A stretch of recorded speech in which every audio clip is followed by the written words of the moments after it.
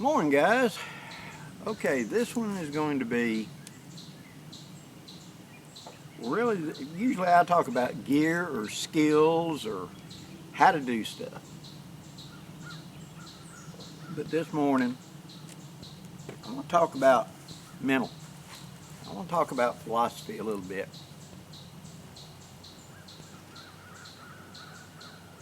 There are going to be, if you want to enjoy the great outdoors, if you want to get out and go camping, fishing, canoeing, hiking, butterfly catching, whatever, sightseeing, go to national parks, whatever. If you're wanting to do that, you're going to have to get out and face some challenges all along.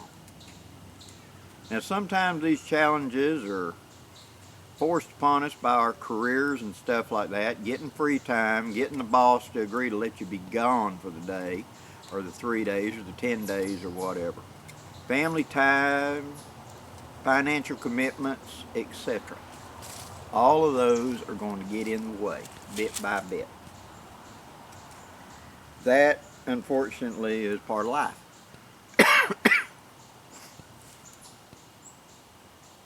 But everybody needs a dream and a goal, especially today. I don't have to tell you that all you got to do is turn on the TV and all you hear is negative. Everything is negative. Don't listen to these people. Hate those people. You can't do this. You can't do that. You're not allowed. I don't want you to do this. That's all you hear. And you need a goal. You need a focus. You need a little escape. Something to get away from. Well, for many years, after I'd retired the first time, I spent 17 years working for Walmart. That was my second career of several careers. But every year, we'd have this big event that would happen. Now, what would happen was, we would have 4th of July weekend.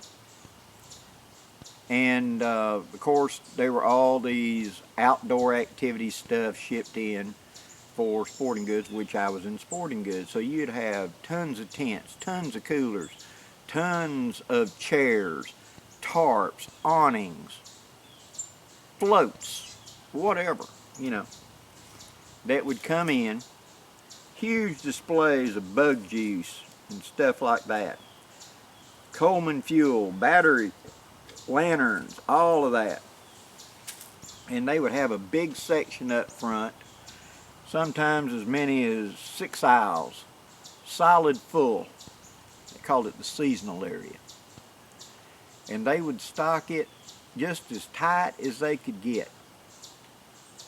And then the day of 4th of July, that night, probably about 7 o'clock at night, the manager would come running over there and inform me that all 6 aisles had to go now. The team's coming in at 10 o'clock now. They got to reset it for back to school and and all. Every bit of it's got to be gone. That 12 tents you got sitting there, that each one's this big by this by this, the shelf holds 2. And there's 12 of them right there. The chairs, 10 times what space do I've actually got in the apartment, right?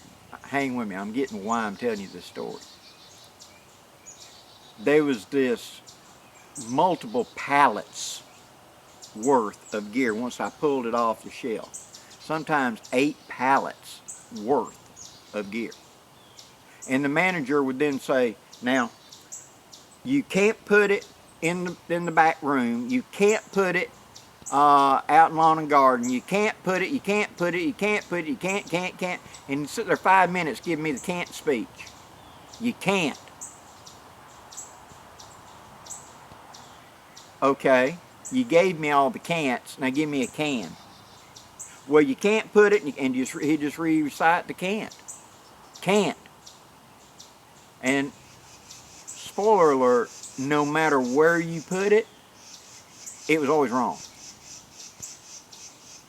It was excess inventory that's now, quote, quote, out of season, and there ain't no space in it for it. And every inch of the store has been allocated, so there is no room for it. And yet, you got to find a place for it. You got 8 pallets. You got to have it done by 10 o'clock. What are you going to do with it? Go. Come on. We got to have it done. Got to have it done. Go. High pressure. And all you heard was, you can't.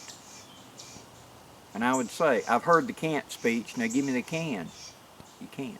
And you found a spot, you put it there the very next day. You can't put it there, get it somewhere else. Whoever was over what area, it was, you can't. My second year of doing this, I went to the managers 3 days before this, and I said, okay, I know what the can't speech is. What is our plan to deal with this before this date? Where is it going? Well, you can't, and they started the can't speech. I said, I heard the can't speech. Give me a can. Well, you can't. Either give me a can or shut up. Admit there is no place, and wherever it is a compromise. Put up or shut up. But all they thought of was a can't. See, you can't do. You're going to be told that a lot. Especially us old silver wolves. You can't go hiking. You're too old. You can't go canoeing. You'll drown. You can't go out there. It's too cold. You can't go out there. It's too hot. You can't go out there. The snakes will get you. You can't. You're always going to hear the naysayers telling you can't. You can't do anything without somebody telling you can't do it. And I had a aunt tell me once,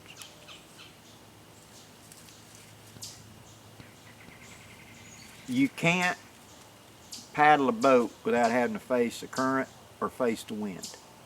It's just a fact of life. But if you want to go fishing, you got to face the wind, you got to face the current. But that doesn't mean you're helpless against it. And that's the whole point of this conversation. You can always come up with a list of why you can't. I challenge you to find a list of why you can. How hard is it to sit there and think, well, okay, yeah, I'm old, I've got a heart condition. Instead of concentrating on what don't work, what does work? Well, I walk pretty good, as long as I'm not toting a lot of weight. Okay, ultralight, day hikes. We'll try that. How about we go to the park and we hike around the little soft trails, stuff like that. How about we go downtown and walk around on the sidewalks a little bit to build up a little endurance? Or it's real cold, it's dead of winter. Go to Walmart or the big mega mall and start doing laps inside. It's air conditioned and heated. How about we build up that way? How about we try to eliminate some of those can'ts? See, you're going to face the challenges of coming out and going to the woods. That's part of the enjoyment, is facing the challenge. You're going to go out and it's going to rain. Oh, it's going to bucket down, it's going to pour. And you're going to get wet. That tent that you swear by is going to spring a leak sooner or later. And spoiler alert, it most always is going to be right over your bed. Lessons learned. Always have your poncho inside the tent with you. So if during the night the tent starts leaking on you, you can cover yourself up with the poncho to protect your blankets and just let it run off onto the floor around you. You'll deal with it in the morning to keep you from getting wet. Lessons learned. There's always a way if you take the time. If you just analyze it and look at it, I've got asthma, and so I run out of breath. Okay? So don't do long distance stuff. How about we car camp and we go to some place where we can just get out and walk a couple of feet. Get one of those little pop-up tents and just let go of it, it springs up. You know. How about setting up your SUV to be a little camper, like a redneck camper, where all I got to do is drive it there and just climb in the back of it. You know. No one can say you're doing it wrong because you're doing what you want to do. I'm diabetic and I have to have my insulin. Okay. Those little small food containers that you get, that you put hot food in, you can get them, you know, you can screw the lid and you're supposed to put hot food. It's a little thermos. They work with ice to keep your insulin cool as well. And that'll extend your time. Maybe you could do an overnight or something like that. You have other health issues. Deal with them one at a time. You're going to have to deal with them at home, ain't you? We're just changing the environment. I get easily confused. I don't know if I could navigate out in the woods. Then don't. Face what is a real obstacle and be honest with yourself and say, you know, I'm scared of bears, or I'm scared of snakes, or I'm whatever, and then minimize your exposure to that. But maximize your exposure to what you really want to see. I have a young lady that I knew for quite a while that she was in a car accident and she has to be in a wheelchair. And so through family and friends, they saved up enough money to get her a four-wheel drive van. They made such things back in the day. And with that, she joined up with some other like-minded people who were not four-wheelers, but wanted to go and see the mountains of the West and take pictures. She was into photography. And so she could drive into these parks and things like, and see these beautiful vistas and camp in her van, you know, and she had traveling companions that were there to hop out and fuel up and stuff like that. And it worked out. It really did. She had another friend that had a legally blind. They could see, but not well enough to drive. And so they traveled together because she had mobility. She could do, but she couldn't see more than a couple feet in front of her. That was it. And so my friend who was in a wheelchair could kind of guide her around. Say, turn to your left, go whatever, and could guide her around the camp. And the two of them made great traveling companions because not only was my friend a good photographer, she was also a good storyteller. And so for my friend that had poor eyesight, she would take pictures and then they would upload it onto a big laptop that her nearly blind friend could lean in and actually see what it looked like. She couldn't see the vista, but she could put it on the laptop where she could blow it up big enough she could see it. You know, it was just find a way. If you have the interest, if you have the passion, don't listen to the naysayers. They're always going to tell you can't do something.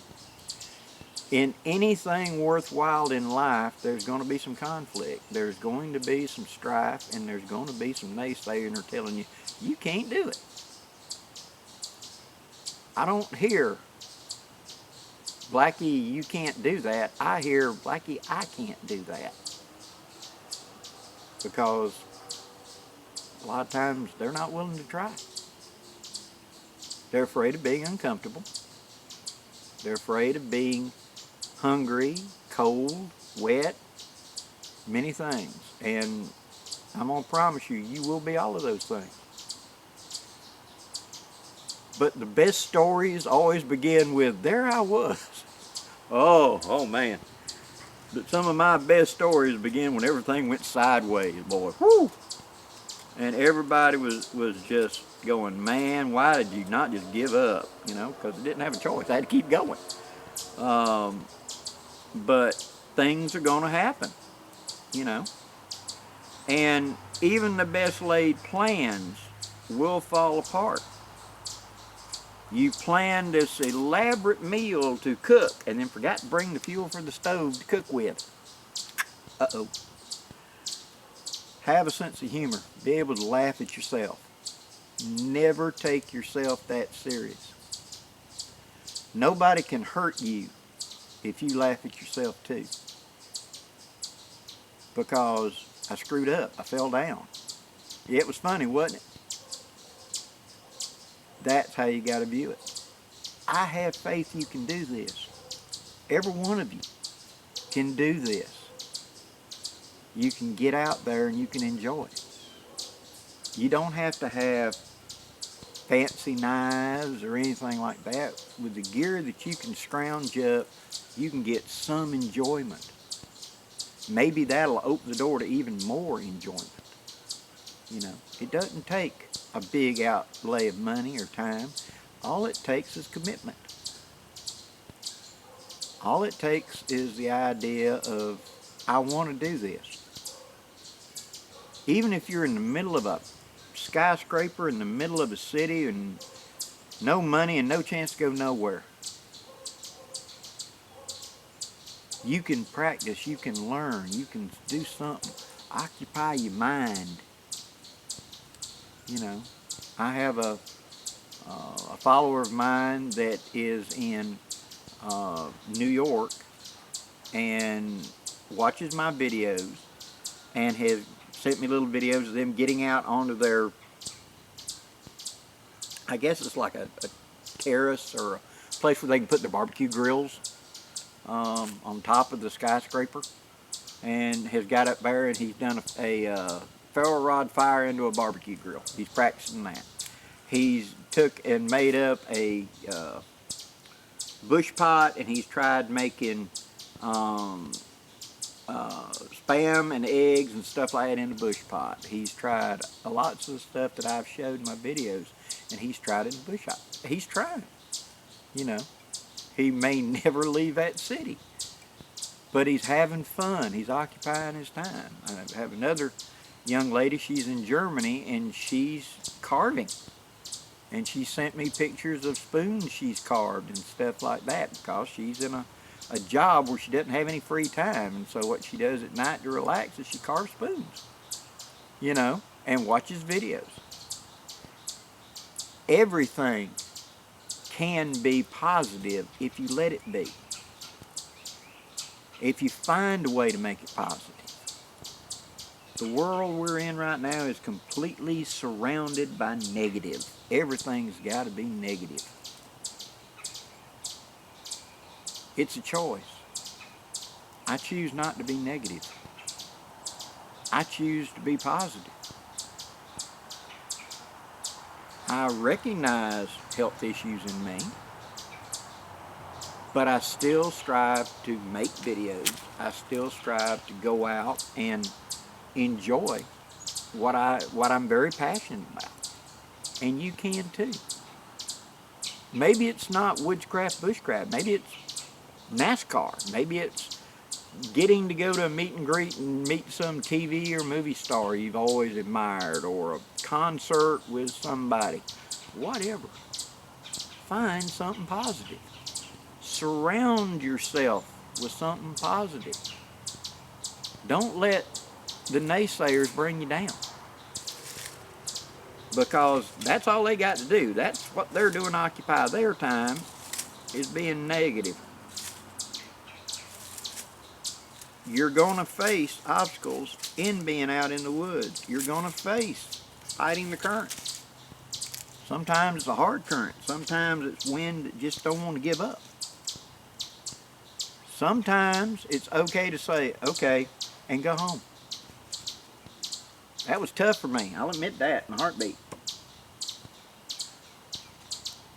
I had been through some really severe times, severe weather, hypothermia several times, frostbite a couple times, or near frostbite I should say, and some real life-threatening stuff a few times. And I was at this minor gathering with a group of friends, and I got damp. I'd been sitting by the fire, couple of hours. It'd been misting. The temperature was steadily dropping. We're all sitting there talking and everything. And finally, when it was, time to go to bed, I went down to the bed and laid down, and I covered up, and it just didn't work. I was already too cold and didn't realize that I had slowly, by degrees, got down. I didn't realize how cold I was. And when I laid down, I covered up with that cold sleeping bag, it made it worse. And I expected to warm up, and so I'm shivering and everything, and the shivering didn't quit. And after 30 minutes, I was shivering harder and harder, and I couldn't warm up. I had gone hypothermic bad. And I was afraid that if I came out, because the fire was done out, and everybody saw me having to get out and build that fire, everybody would make fun of me. And so I lay there and let myself get colder until I had that little voice in the back of my head said, this is stupid. Why are you doing this? So I got up and I built a fire and I got me something warm to drink and I started warming back up. And several people rolled out. Something wrong? Yeah, I got too cold. Don't let your pride get in the way. Pride's a good thing, but it also can be a bad thing. Be honest with yourself. If you twisted your ankle, don't try to keep pushing it. Make an honest assessment. Can I keep going, or do I need to address this?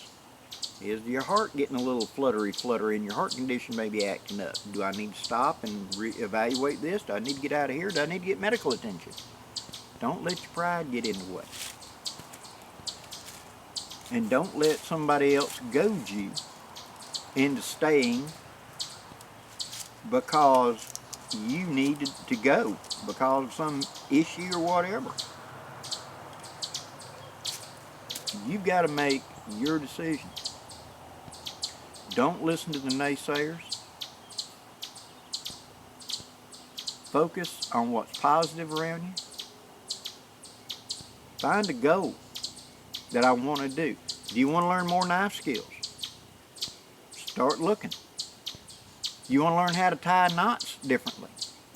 Get some stuff, set a chair up in the dining room and sit there and practice knots. Get the book out and do it until you can't do it wrong.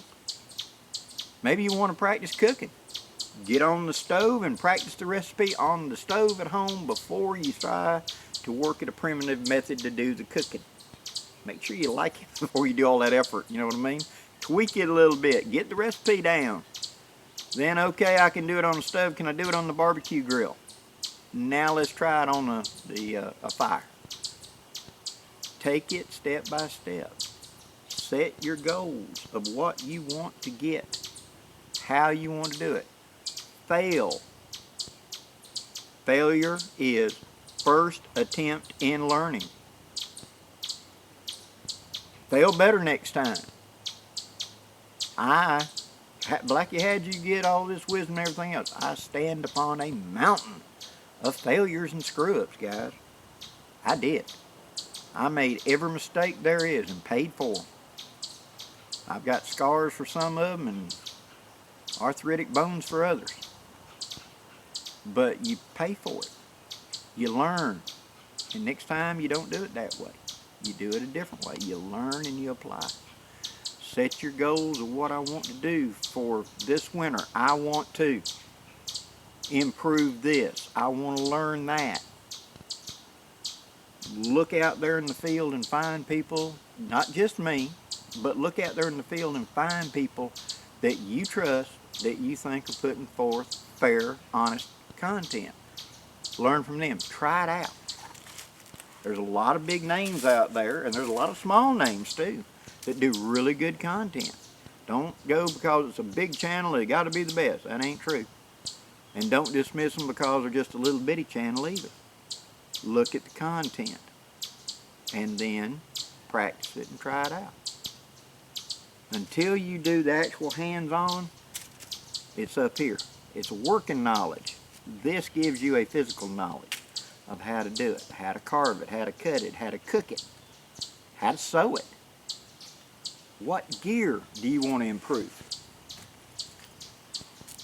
You know, a lot of people now, it's going to be a cold winter, and people up north are going to be in snow. Maybe you're going to be shut in. Like we down here in the south, we get shut in because of all the heat and everything, because of heat stroke and everything else. Well, during your winter time, that's a good time to start reading up on the books and practicing the skills you can do. Practice cooking, practice whatever. Even if you can't get outside very much, maybe do a little day trip here or there, just to, you know, take the truck, take the car, go down and look at the lake, whatever, you know. And then when your season rolls around where you can do the camping that you want, you're better prepared. Here's my challenge to you. Give me 1 hour a week. 1 hour a week.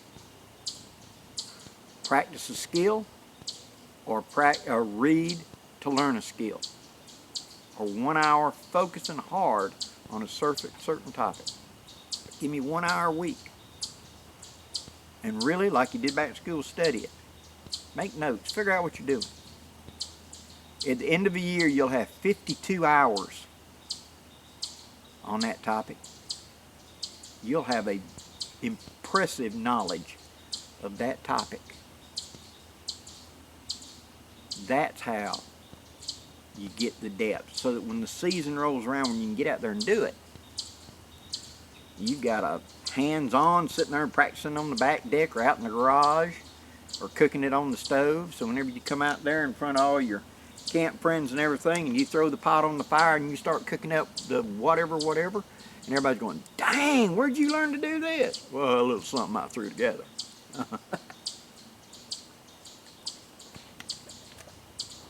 You got friends that are really good at whatever, tying knots. Ask them, hey, can we get together? I'll buy you pizza or something. You show me how to do that.